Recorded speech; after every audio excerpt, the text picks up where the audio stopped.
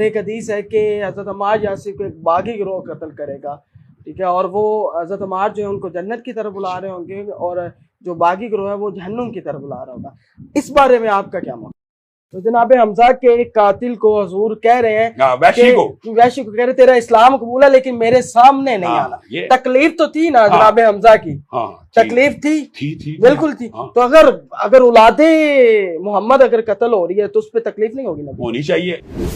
آپ یہ سمجھتے ہیں ہم سیدنا امیر معاویہ کو سیدنا علی کے برابر سمجھتے ہیں؟ کہا جا رہا ہے یہی. ہم سیدنا علی کو اس امت میں نبی کے بعد چوتھے نمبر پہ سب سے افضل شخصیت مانتے ہیں. خلیفہ سمجھتے ہیں؟ خلیفہ نہیں، چوتھے نمبر پہ افضل. یار آپ بات کیسی بات کریں، بڑی بات کرتی کرنا. میں روافض سے یہ سوال کرتا ہوں آپ کی وضاحت سے کہ آپ یہ کہتے ہیں حضرت علی کو اس دن خلیفہ بھی بنایا تھا اور وہ غدیر ہم کے مقام پہ بنایا تھا، تو ابھی کہاں سے آ رہے ہیں؟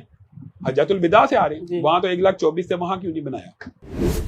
قرآن پاک میں بنات کا لفظ ہے رسول اللہ صلی اللہ علیہ وسلم کا، کلی ازواجی کا و بناتی کا، کلی ازواجی کا و بناتی کا. بنات جمع کا صیغہ ہے، عربی میں بنت واحد ہے، یعنی کہ حضور کی واقعی بیٹیاں دو اور تھیں. میں آپ کو ایک بار قرآن کی دلیل دے رہا ہوں. دے دیا آپ نے. میں کہتا ہوں اللہ کہہ رہا ہے موبائل میں کیوں نہیں شامل؟ مرزا انجینئر جو ہے یہ ان کو اقلیت مانتا ہے، قادیانیوں کو مرتد نہیں مانتا. حالانکہ یہ مرتد ہے، ہمارا ایمان ہے کہ جو بندہ کلمہ پڑھ کے ختم نبوت کا انکار کرے وہ مرتد ہے. بلکہ اس نے ایک ویڈیو میں یہاں تک کہہ دیا تھا کہ قادیانی اہل کتاب سے تو بہتر ہے نا. آپ نے کبھی اہل سنت میں سے کسی شخص کو اہل بیت کی توہین کرتے ہوئے دیکھا؟ نہیں کو کرتے. لعنت ہے یار جو اہل بیت کی توہین کرے. اس کے اوپر آپ کو ایک بندہ نہیں نظر آئے گا، اس لیے ان کے دفاع کی ضرورت نہیں آتی. ہم تو یہ اوپنلی کہتے ہیں کہ جو اہل بیت کی توہین کرے اس کی زبان کو کاٹ ڈالا جائے، جو صحابہ کی توہین کرے کاٹ ڈالا جائے نا. آئے جائے اس بات کے اوپر، ہم تو اتفاق کرتے ہیں، آپ بھی کر لیں.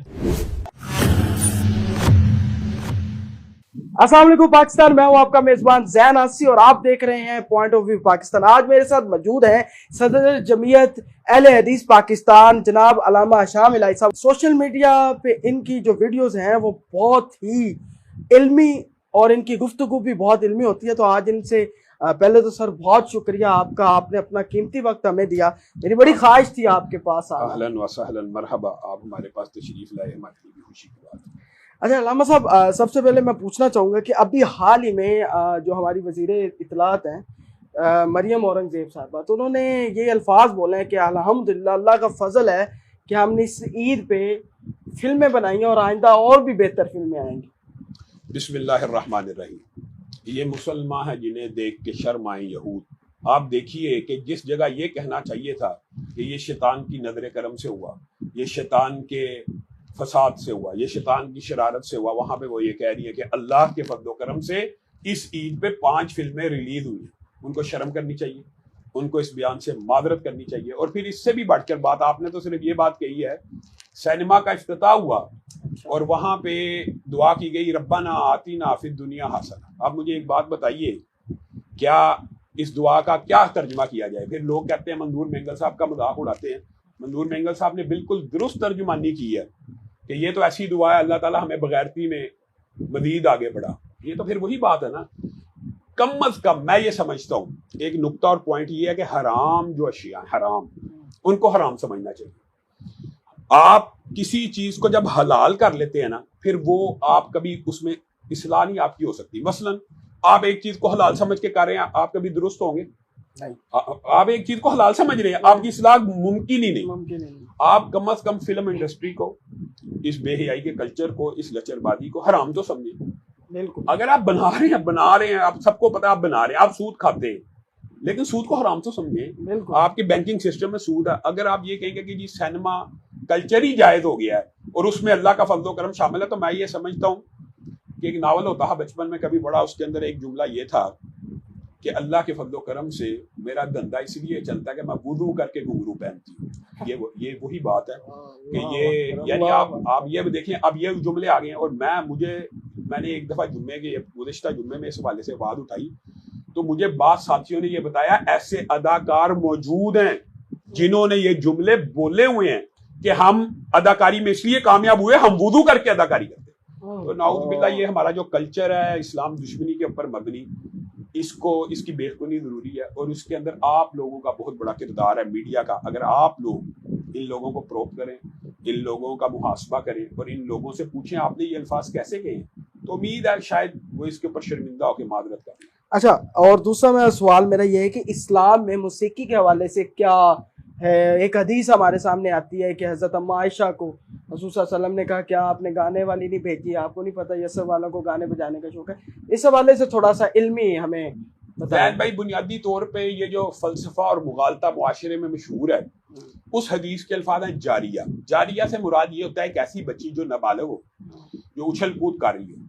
معاذ اللہ, آج کے نام نہاد موسیقی کو ماننے والوں نے اس بچی کو 6-7 سال کی جو اچھل کود کرتی ہے شادی بیاہ کے اوپر, آپ کی بیٹی ہو وہ بھی اچھل کود شور مچا سکتی, اس کو ایک 18-19 سال کی عورت بنا کے پیش کیا, اور معاذ اللہ پھر یہ پیش کیا کہ رسول اللہ صلی اللہ علیہ وسلم نعوذ باللہ اس کا رقص دیکھ رہے تھے.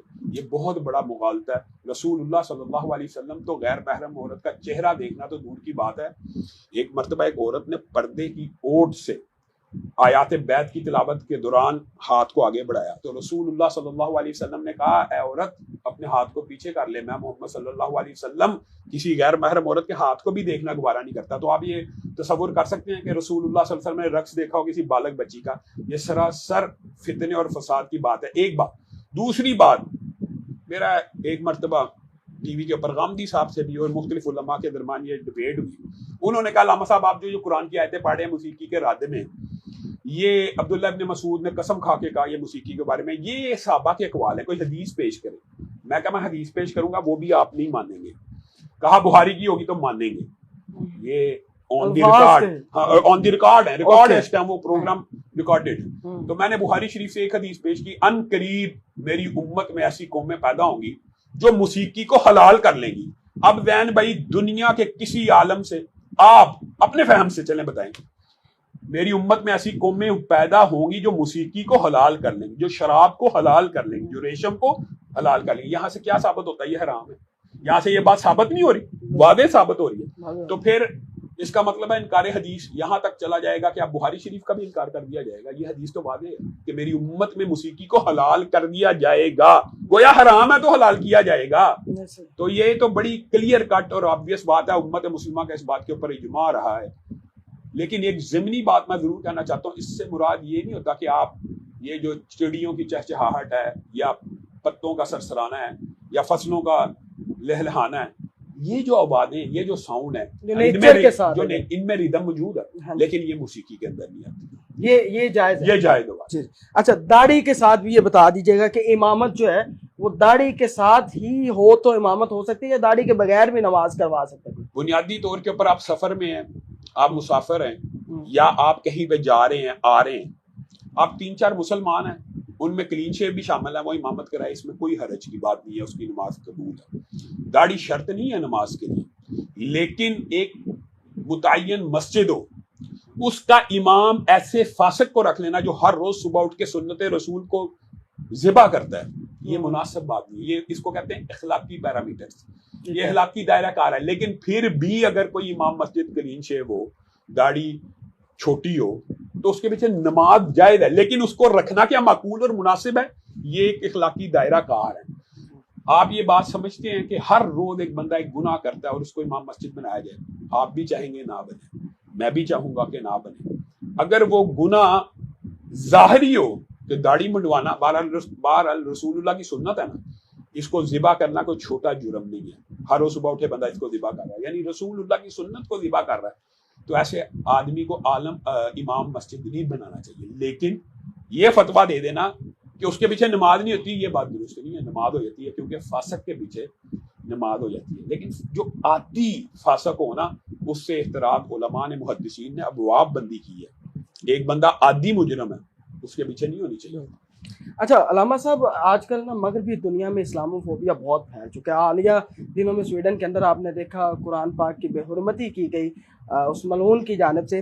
اب اور بھی بڑے جو ہمارے سیکولر اور جو ایتھیسٹ ہیں, جو کسی خدا کو نہیں مانتے, وہ ایک, اور جو اس میں فیمنسٹ بھی میں کہوں گا, جو ریڈیکل فیمنسٹ خواتین ہیں, ایک بڑا ہم پہ ایک پوائنٹ اٹھتا ہے, اور ہندوستان کے اندر بھی بڑی دفعہ اس پہ بات ہوتی ہے, اور انڈین میڈیا کے اوپر میں دیکھتا ہوں نا بڑا رونگٹے کھڑے ہوتے ہیں. حضرت اما عائشہ کی عمر کے حوالے سے بڑا بڑا زیادہ نا یہ ہمارے علماء کا میرے خیال سے، کیونکہ میں اس حوالے سے اہل حدیث مکتبہ فکر کا موقف کا قائل ہوں کہ انہوں نے ایج کو صحیح ثابت کیا. اس حوالے سے تھوڑا سا ہمیں کلیئر بتا دیں کہ حضرت اماں عائشہ کی عمر کیا تھی شادی کے وقت، وہ جو ہمیں بتایا جاتا ہے کہ 6 سال تھی 9 سال تھی، اور اس پہ باقاعدہ وہ کہتے ہیں جی دیکھیں جی آپ کے نبی نے یہ کیا، ٹھیک ہے، اور خاموش کروا دیا گیا، اور ان کا نام جو ہے وہ مسجد کی میناروں سے آتا ہے. تو یہ اس طرح کے الفاظ ہمیں بڑی تکلیف دیتے ہیں. یہ تو بڑے رقیق اور بےہودہ الفاظ ہیں. یہ جو آپ نے عورت مارچ کے حوالے سے بات کیا، آپ کو پتہ ہے یہ انہوں نے ایک بار مرتبہ دو مانی یہ نعرہ بھی لگایا تھا. یہ بات آپ کی درست ہے، ویلڈ ہے، لیکن اسلامی شریعت جو ہے آسمان سے نازل ہوئی ہے، اس کے اندر میری اور آپ کی رائے کی کوئی اہمیت کوئی نہیں. اگر میں ایک ایسے کلچر سے تعلق رکھتا ہوں، مثال دے رہا ہوں، جس میں شراب پینا مجھے گناہ نہیں لگتا تو اس سے شراب حلال نہیں ہو جائے گی. زنا مجھے جرم نہیں لگتا تو زنا حلال نہیں ہوتا. چوری، سود، تجارت کے اندر مجھے برا نہیں لگتا، اس سے حلال نہیں ہوتا. اسی طرح رسول اللہ صلی اللہ علیہ وسلم کی شریعت میں خیار البلوغ کا ایک چیپٹر ہے، ایک فقہی باب ہے، وہ یہ ہے کہ بچے اور بچی کا نکاح ہو سکتا ہے لیکن ان کی رخصتی بالغ ہونے کے بعد ہوگی. اب مجھے ایک بات بتائیں، اسلام میں بلوغت معیار ہے، اہلیت معیار ہے. اگر ایک عورت بالغ ہو گئی ہے، اس کی عمر چاہے 9 سال ہے 10 سال ہے، وہ 11 سال میں بالغ، ایک بچی بالغ ہی 16 سال میں نہیں ہوئی. بالکل. ایک بچی 9 سال میں بالغ ہو گئی ہے، یہ ہو سکتا ہے میڈیکلی، میڈیکلی تو پروون ہے ہی ہے. بچیوں کے اتنی عمر میں بچے ہوتے ہیں.